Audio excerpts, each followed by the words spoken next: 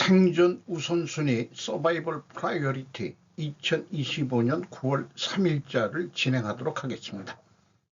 1.25 배속을 보시기 바라고요. 구독, 좋아요도 부탁드리겠습니다.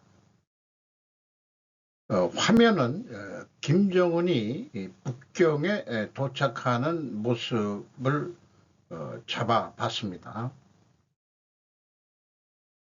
또 하나는 푸틴과 인도 무디 총리가 손을 잡은 화면도 한번 잡아봤습니다. 오늘의 편집 내용 제목들입니다. 파란색으로 표시한 것은 저의 그냥 어떤 흘러가는 생각을 좀 정리를 해본 것부터 먼저 소개를 하고 시사들을 생존에 관계된 거라고 생각한 것들을 모아서 편집을 해봤습니다. 4,000년 동안 중국 한나라의 침략을 당한 것, 한족과 싸운 적 2번 정도, 최근의 전쟁이 6.25 한국전쟁으로 중국 공산당의 침입이었다는 제목을 붙여봤습니다. 고조선은 중국 한나라의 공격으로 망해 한사군을 설치한 것 외에는 실제로 한족과 지속적인 전쟁을 한 적이 없다. 그 후 만주와 한반도에 불교 삼국이 만들어진다. 고구려 백제 신라. 중국 한나라의 강성은 농경적이 기마 유목적을 제압한 최초의 역사일 것이다. 거란의 침입과 요나라의 침입은 북방 기마 민족들의 침입이었다. 수나라의 침입은 고구려가 막았었다. 수나라도 한족이라고 볼 수는 없을 것입니다. 당나라는 지배층은 현재의 신장위구로 종족이었고 신라와도 친연성이 있다는 거죠. 김씨들이. 몽골의 침입도 결국은 북방 기마 민족이었다. 현대사의 중국 한족의 침입은 6.25 한국전쟁이다. 1949년 국공내전에서 승리한 중국 공산당 인민군이 한반도 전선이 신의주에 가까이 북진하자 쳐내려온 것이다. 이것이야말로 한국이 중국을 주적으로 삼아야 할 이유이기도 할 것이다. 신생 대한민국의 힘으로는 당해낼 수가 없었고 연합군에 의해 그나마 현재의 휴전선을 경계로 휴전이 되어 있는 상태이다. 이 시조선은 한족 주원장의 명나라에 철저히 조공외교와 사대주의로 점철된 역사이다. 북방민족들은 중원을 치기 전에 항상 한반도를 먼저 쳐서 기선제압을 해놓고 중원을 쳤다. 청나라도 마찬가지였죠.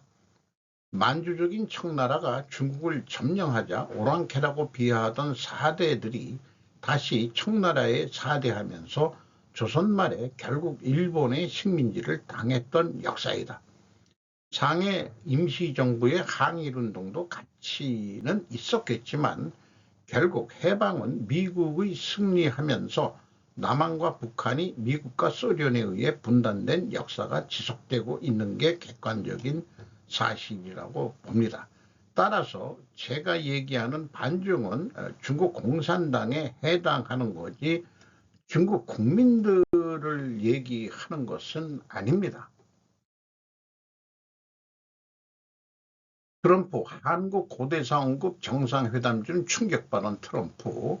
고구려 역사 알고 있나? 국도전략TV라고 유튜브에서 하는데 거의 국뽕방송이라고 해도 과언은 아니겠습니다.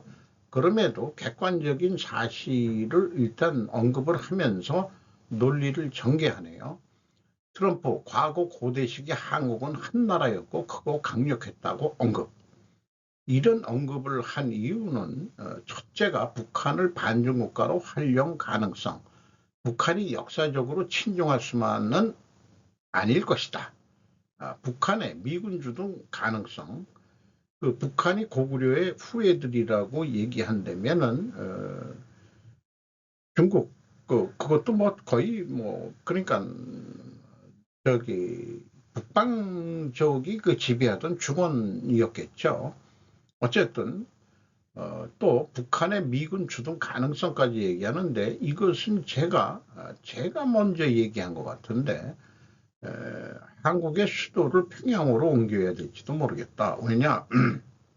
그거는 온대기후가 북상을 해가지고 도저히 더워서 못 살겠다. 이런 이유를 들었습니다만은 두 번째, 한반도 통일시켜 중국 견제 활용. 시가 설명했다. 2000년 동안 중국과 51번 전쟁을 했다. 자신들의 속국이었다고도 얘기했었죠. 트럼프 1.0 때. 핵을 가진 북한과 경제력을 가진 한국이 하나의 나라가 되어 중국을 견제하면 좋겠다는 생각. 세 번째로 한국, 일본 정도 성장을 원할 이유. 한일의 경제 수준이 EU 전체 유럽 수준이 되어야 미국이 국제적인 힘을 가질 수 있기 때문. 한국 통일되면 GDP 성장 6조 달러 수준이 될 것. 골드만삭스가 2009년에 보고서의 내용을 인용했네요. 세계 경제 균형 관점에서 한일 두 나라 자체가 이후에 막먹는 경제 규모가 돼야 안심할 수 있다 하는 게 미국의 입장일 것이라고 그렇게 해석을 합니다. 중국이 실질적 지금 미국 위협 세력으로 부상해 있고 중국 1국가가 EU 전체 경제 수준이라고 합니다. 그렇다면 한일의 합한 경제 수준이 중국하고 맞먹어야 된다는 얘기가 나고 있죠.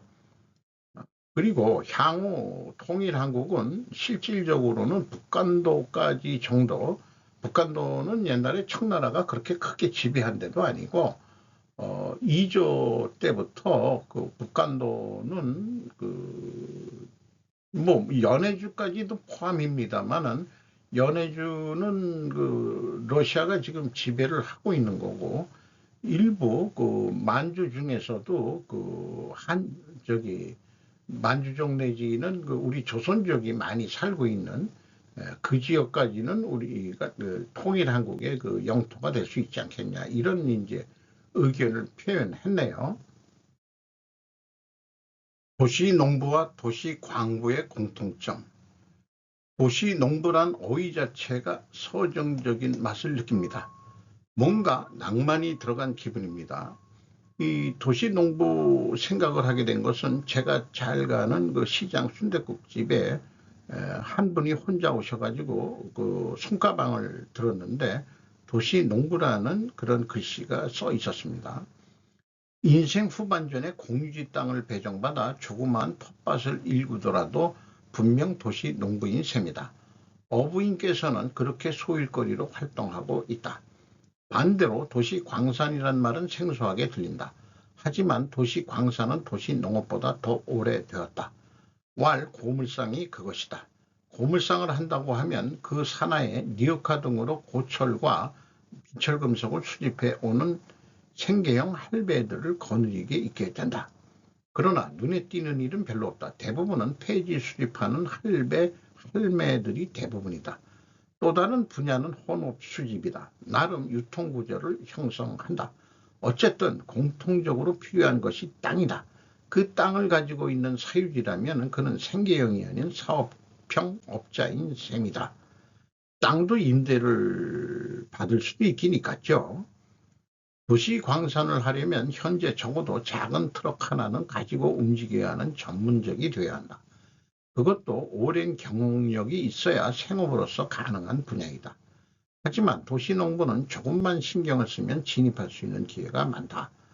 도시농부는 다분히 좌파적 콘텐츠로 시작한 것 같다. 모델로 소개된 책자를 보면 쿠바이다.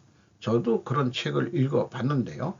주택 슬라브 지방에 가축을 키우고 닭이나 돼지를 키우고 그 배설물을 아래로 내려가게 해서 자연스럽게 힘들지 않게 땅에 채소를 재배하는 방식이다. 아마도 냄새는 심하게 날 것이다. 지금은 어떤지 모르겠어요. 쿠바 얘기가 한 10여 년 전의 얘기니까 이래저래 책상머리 출신들은 도시농부와 도시광부에 도전할 용기도 없을지도 모르겠다. 저 같은 책상머리 출신들은 아니 이제는 체력이 안 돼서 그것도 좀 하기가 어려울 것 같습니다. 철싹스러운 형님, 제가 자주 가는 시장골목 순댓국집이 있다. 항상 손님이 많아 이른 저녁 시간대에 혼밥에 혼술하러 간다. 웬 나보다 덩치 큰 50대 말이나 60대 초반으로 보이는 사람이 탁자를 하나 차지하고 있었다. 그 탁자 앞에 앉아 즐기는 순댓국에 쇠주 한 병을 시켜 즐기고 있었다. 조금 후 50대 중반 정도 보이는 두 사람이 들어오면서 연신 오래간만이다 형님, 반갑습니다 형님, 큰 소리로 연신 인사를 한다. 시끄럽게 사람들 눈총 받게끔. 그런데 내 귀에는 그 말이 너무 철싹스럽게 들린다. 아마도 호남 말씨 같다. 그 억양을 흉내낼 수가 없다. 그 영화에 많이 나오는 거죠. 그 개그맨이 얘기했던 오래간만입니다 형님. 아니, 억양을 흉내를 도저히 못 내겠어요. 오늘은 누가 한턱을 내는 것일까? 일단 3명이었는데 나중에 1명이 더 와서 초면 인사를 하는 사이도 있었다. 먼저 온 3인은 분명 나보다 덩치가 컸다. 문제는 그들이 배불뚝이라는 거이다. 그런데 과연 진짜 족복 출신이라면 그렇게 철싹스럽게 인사를 할까?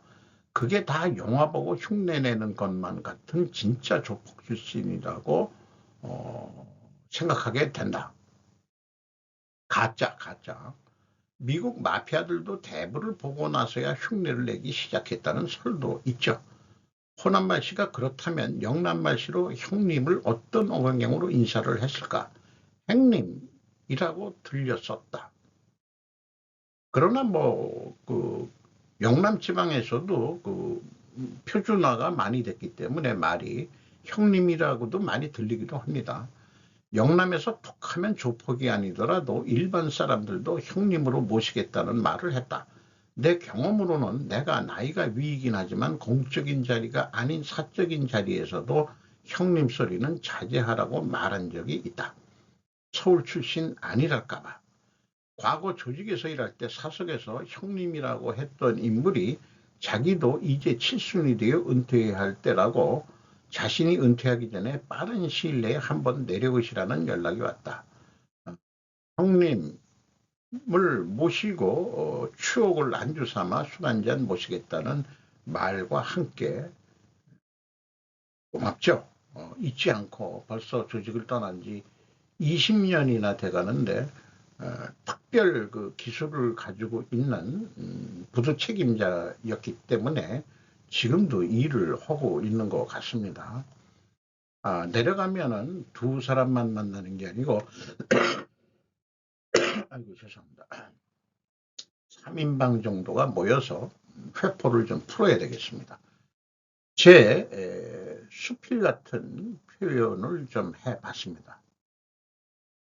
올해만 벌써 두 번째 우원식 국회의장 중국행의 세 가지 의미. 머니투데이 우경희 기자가 9월 2일 날 보도했습니다.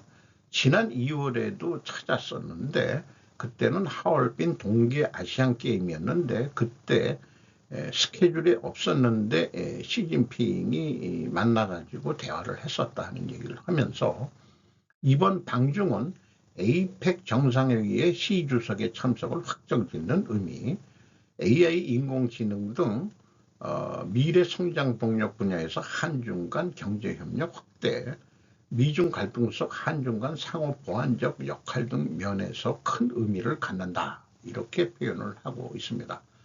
한 제중경제관료는 제중경제관료라면은 이게 도대체 누구를 얘기하는 건지 모르겠어요. 무슨 무역 관계된 그 공무원인지 모르겠습니다만 한중 기업 간 공조가 점점 약해지고 있다는 건 모두가 인정하는 사실이고 새로운 분야의 경제 협력을 계속해서 타진해야 한다며 한국에서 기대하는 전폭적 한한령 해제는 중국 정치 상황상 쉽지 않은 여건이지만 그래도 자꾸 문을 두드려야 한다고 말했다. 제가 물음표를 3개 붙였습니다. 중국에 살면서 완전 친중 세력이 된 것 같네요. 중국 러시아 시베리아의 힘 가스관 협정 EU보다 저가 공급. 정다슬 기자가 이데일리에서 9월 2일 날 보도를 했습니다. 기존 가스관 극동노선 공급량도 확대하기로 10년에 넘는 협상 난항 끝 타결. 가스포럼이 몽골을 경유해 중국으로 향하는 시베리아 힘 가스관 건설을 위한 법적 구속력이 있는 협정에 서명했다. 이렇게 해가지고 쭉 설명을 했습니다. 그리고 중국 역시 자국 내 가스 생산 증가와 재생에너지 확대로 에너지 수요를 줄였지만 제재 같은 지정학적 위험 때문에 러시아로부터의 가스 수입이 매력적이라고 여겨질 수 있다. 그래서 아마 시진핑 중국 쪽에서는 중국에 LNG 싸게 팔기 위해서 이제까지 시간을 끌었지, 그게 아마 속내였을 것 같습니다. 그래서 기자가 저런 보도를 한다면은 좀 검색을 해가지고 시베리아와는 어디서 하는 거야? 그러면은 시베리아 거의 뭐 중앙 정도에서 그 무슨 가스전이 있는 모양인데, 이것이 이제 우르무 그 흑룡강성 그쪽 지역을 통해서 만주로 들어오는 거로 이렇게 지금 되어 있습니다.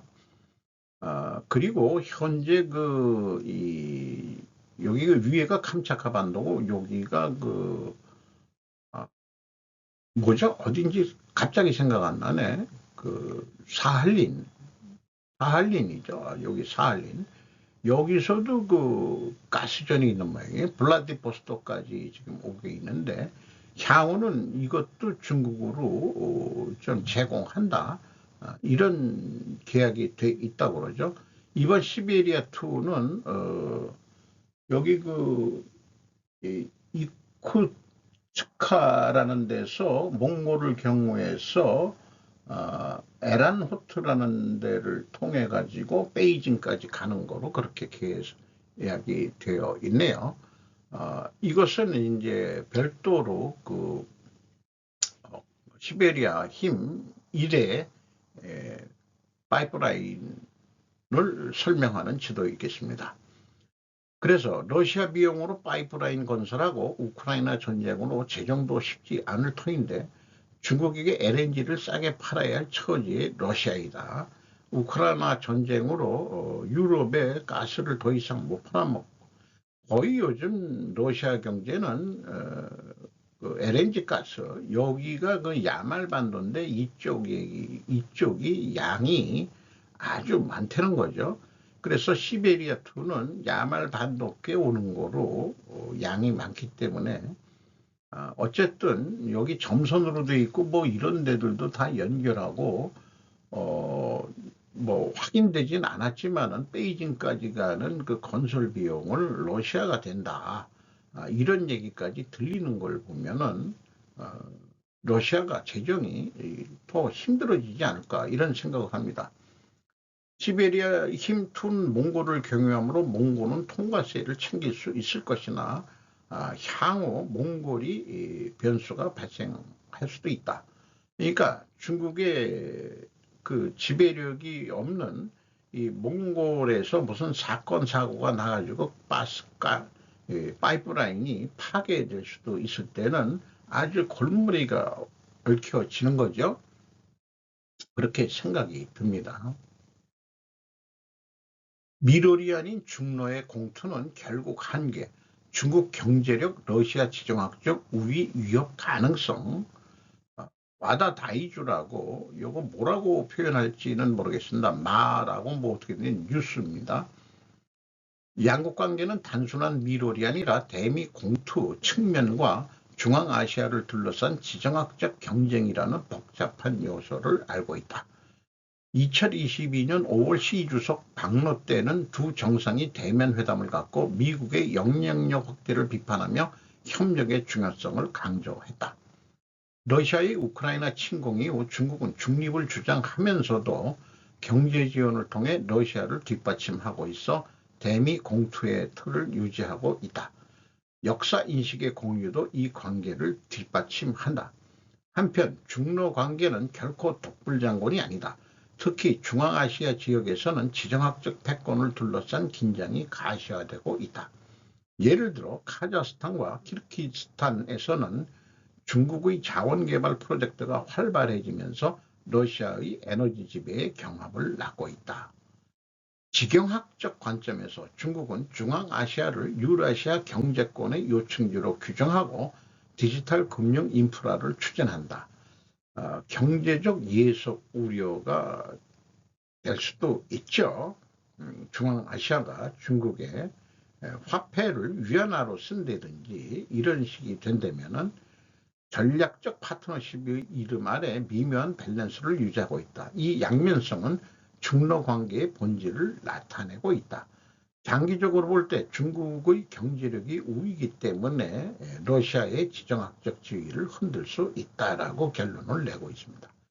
자, 이것을 우리가 논리적인 갈등 대립 구조도로 한번 제가 작성을 해봤습니다. 말이 맞는지. 미국이란 공통의 적에게 공동투쟁을 하기 위하여는 반드시 1대1로 대륙자원 개발을 중국은 지속해야 한다. 중국이 1대1로 대륙자원 개발을 지속하려면은 카자흐스탄 디지털 금융 구축 추진도 필연적으로 해야 한다. 한편 미국이란 공통의 적을 공동 투쟁하기 위하여는 중국 우크라이나 전쟁 간접 지원받기를 러시아는 계속 받아야 된다. 중국 우크라이나 전쟁 간접 지원받기를 계속 받으려면은 반드시 러시아 시베리아2 가스 싸게 공급해야만 한다. 그래서 중국이 카자흐스탄 디지털 금융을 추진한 것과 러시아의 중국의 LNG 가스를 싸게 팔아야 되는 그런 입장에서 심리적 갈등이 푸틴이 갈등을 하게 될 것이다. 이렇게 얘기하고 있습니다. 먼 미래 해결책이라고 제가 제시하는 것은 러시아가 북쪽에 있고 중국이 남쪽에 있으니까 그 몽골서부터 시작해서 카자흐스탄까지 그게 지금 우리나라가 휴전선 비무장지대가 있듯이 몽골 카자흐스탄 공공스탄들 5개 스탄 국가들이 있죠. 한반도까지 연결되는 경제 공동체를 형성해야 된다고 믿습니다. 그러니까 러시아와 중국을 분리시키는 중간에 강력한 세력이 왕년의 기마 민족들이 다시 그게 트루크 루트라고도 얘기할 수 있을 거고요. 우리나라도 트루크 계열이라고 하죠. 말의 어순이나 이런 등등을 하면은 알타이 이런 식으로 우리도 배웠기 때문에 중국하고는 생김은 비슷해졌는지 모르지만은 아니다 이런 얘기죠. 이렇게 생각이 들어갑니다. 중앙아시아 스탄 국가들하고의 연대를 한국이 일본과 함께 강화해야 되지 않겠냐 이런 생각이 들어가네요. 트럼프 보란 듯 손 꼭 잡은 시진핑, 푸틴, 모디 반미 리더십 도전. 권영민 기자가 뉴스 1에서 9월 2일 날 보도했습니다. 서로에게 밀착하는 화기애애한 모습 연출. 미 글로벌 리더십 대체 메시지. 러시아산 석유 구매를 이유로 미국으로부터 받은 50% 관세 수모를 인도는 이처럼 미국에 되갚아 줬다.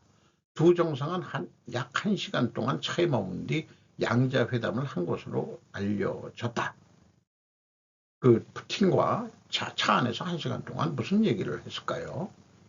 어쨌든 이렇게 샹하이 협력기구에서 만나가지고 얘기를 했다는 겁니다.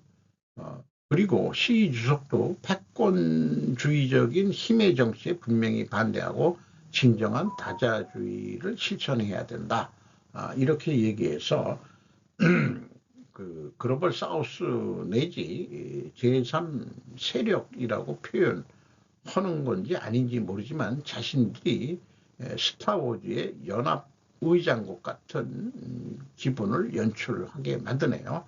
미국은 악의 제국이고 이런 심리로 가고 있는 거죠. 인도네시아 누리꾼들이 한글로 소통하는 까닭은 박성호 기자가 오마이뉴스에서 9월 2일 날 보도를 했습니다. 최저임금 수십 배 넘는 수당 받는 국회에 뿔난 인리, 프라보워 대통령 방중방일 취소했다. 가디언, AP 통신 등 외신에 따르면은 하원 전원에게 약 5천만 루피아, 약 430만 원에 달하는 주택세당을 지급하기로 했었는데 이 금액이 자카르타 월 최저임금의 10배에 달하는 걸 그냥 공짜로 주택수당으로 준다니까 거기에 들고 일어나가지고 폭동이 일어난 거죠. 21세 배달기사의 죽음에 하원의장 아버지가 일할 오토바이 선물하겠다 망언 내뱉었다 이런 얘기도 있고 그 X 이용자가 한글로 띵깔 민따 마아투루스 등어린 락얏 아파 산야라며 인도네시아 말로 발음을 한글로 표현했다. 해당 한글 표현은 인도네시아로 바꾸면은 그냥 사과하고 사람들 말 좀 들으면 되는데 그게 뭐 그리 어렵냐는 뜻이다. 이게 그 말레이시아 영어식 발음은 자기네들 나름대로 발음 규칙이 있다는데 그래도 읽어보죠. 띵갈 민타 마하프 테로스 탱게린 라크야트 아파 소스 샤냐 이렇게 발음해야 돼. 12만 명이 넘는 팔로워를 보유한 해당 이용자의 게시글에는 다른 인도네시아 X 이용자들이 마찬가지로 한글로 인리어 발음을 표현해 정부를 비판했다.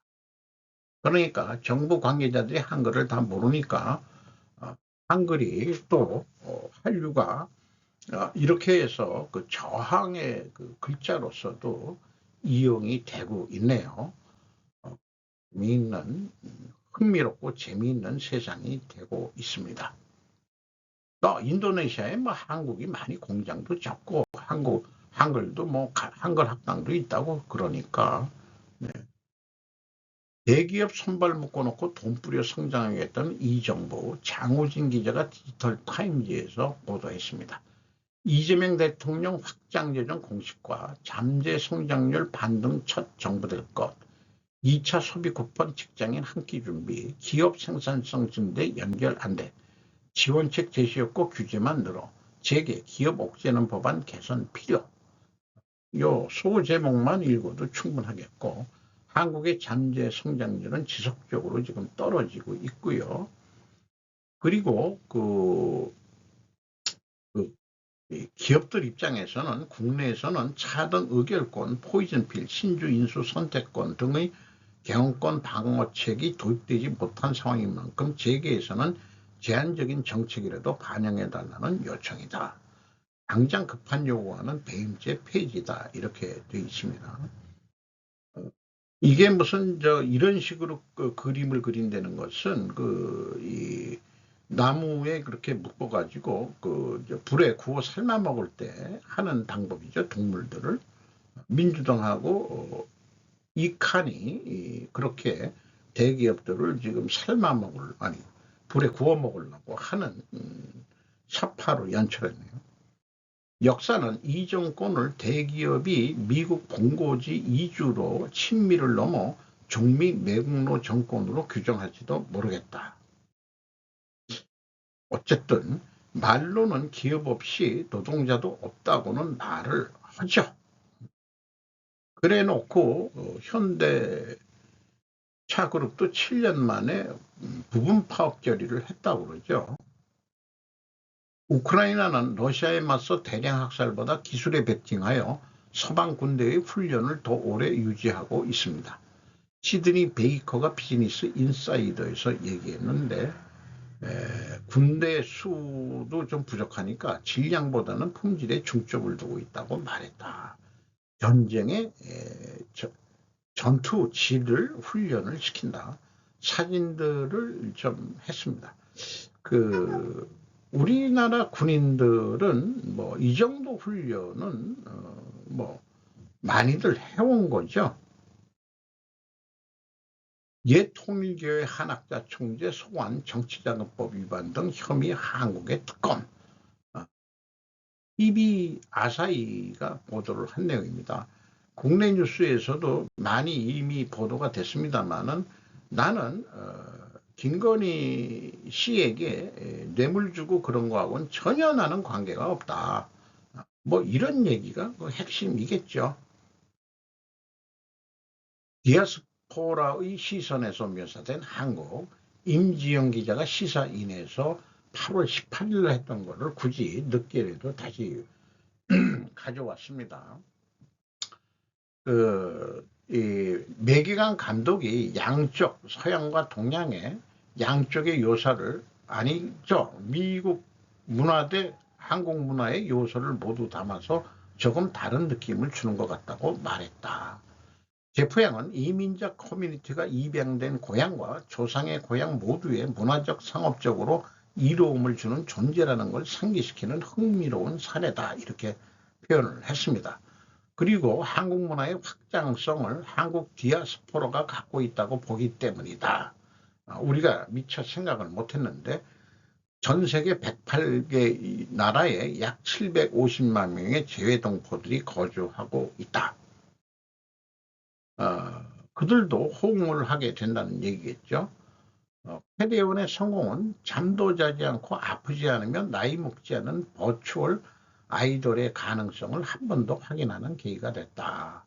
그래서 이 캐대원의 열풍은 겨울왕국만큼 한 몇 년간 쭉 유지가 될 것 같다. 이렇게 얘기를 하고 있습니다.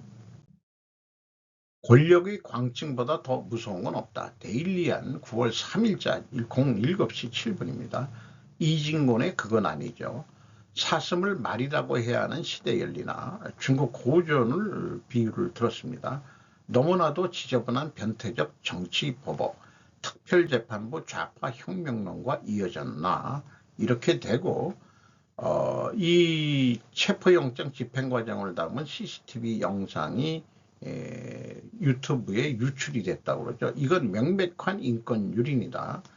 구치소는 감금시설이기도 하지만 보호시설이기도 해야 한다. 국가시설 안에 있으면서 공공연히 인권을 유린당해야 한다니.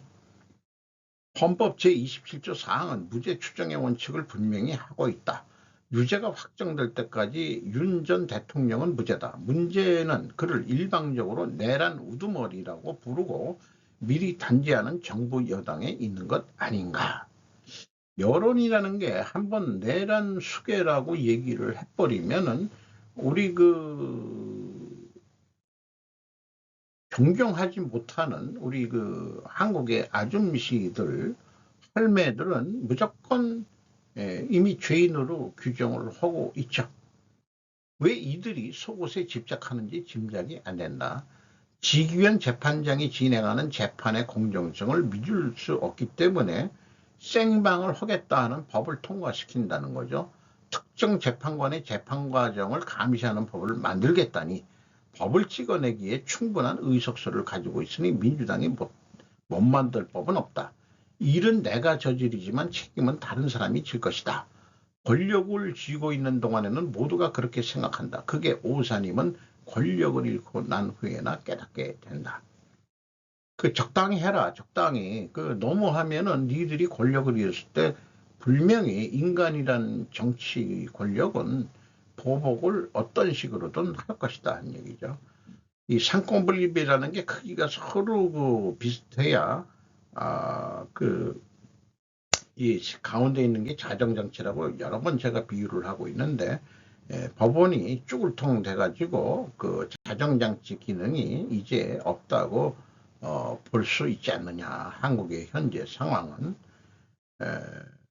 그렇게 생각이 들어가네요. 오늘도 좋은 하루 되시기 바랍니다.